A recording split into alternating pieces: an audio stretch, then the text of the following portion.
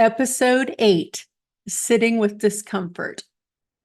Discomfort feels like I'm in the middle of cleaning my storage unit. It's a hot mess. There's shit everywhere. And a lot of it, I'm not even sure I want anymore. But I know that in a couple of hours, it's all going to be better. And it always is. I actually like cleaning a storage unit. But when I'm in the thick of it, not so much. When I consider my level of discomfort now, I remember the most uncomfortable I've ever felt. It was 6 years ago. I was lying on the couch, it's behind me there, with an iced, elevated, broken ankle, unable to do pretty much anything. We didn't even have a TV at the time. And I sat there watching as the house, the kitchen counter became more and more cluttered, and the dust bunnies procreated. And there was nothing I could do about it. I had to just sit there and live with it. It was the epitome of sitting with discomfort. No matter how uncomfortable I am now in this space of not knowing and being open to what's next, I comfort myself with knowing that this is not as uncomfortable as that was. There's a different kind of discomfort in examining things that I've always thought were true, whether it was something I was taught to believe as a child or a way of existing, a way of being. I remember when I realized that I spent much of my life focused on milestones instead of being and living. I couldn't wait until summer when the kids would be out of school and the schedule would be less rigid. Maybe then we would have more unstructured time to spend as a family. But a few weeks into the summer, I found myself longing for fall when there would be more of a routine and I wouldn't have to worry about summer activities for the kids. Then maybe I'd be able to focus on my own priorities. But not until after the holidays, of course, because I needed to start planning. There was this idea that when certain things are achieved, then other things could happen, but not until then. Does that resonate with you too?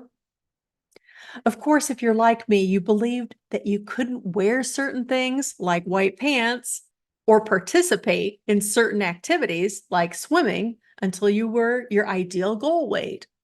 Years ago, I wrote a whole blog post about when I first allowed myself to wear white pants, even though I was still a size 12. Still am. The result of this old thinking for me was that I got stuck because I never allowed myself to do things. I kept myself in my own little self-locking box.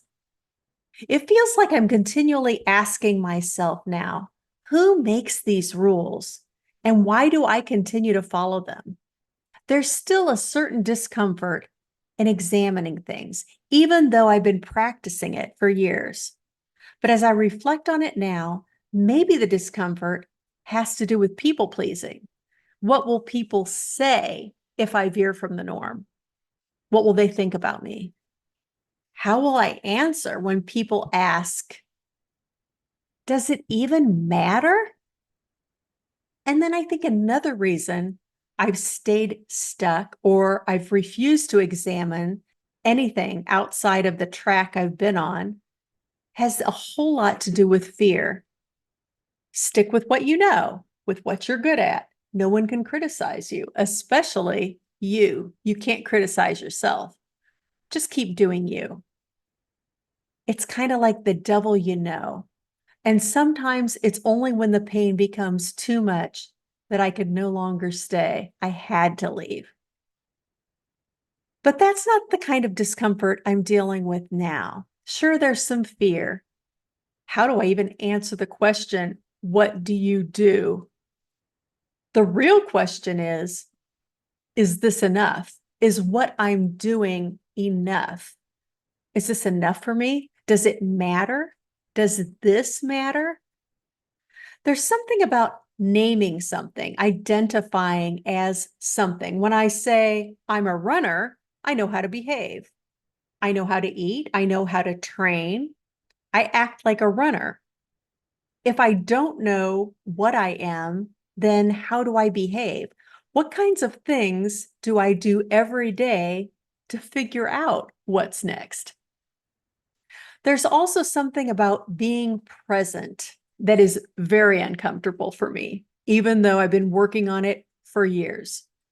It may, in fact, be my life's work to be comfortable just being. There's something about being in the thick of it that all you can do is put one foot in front of the next. And that's kind of easy in a way, right? You don't have time to put your head up, to look around and ask, do I even want to be here? You just keep doing it. Because asking the question, do I even want to be here doing this? That requires a lot of energy. Sometimes discomfort that we don't choose gifts us with the opportunity to pause and take stock, to examine our lives. My best friend's death, my broken ankle, COVID. This year, unlike other times in my life, I've chosen discomfort. It's my choice to stop sleepwalking through life, to examine what's important to me, what do I value, and to choose what's next. How do I want to spend the next 30 years or even the next 15?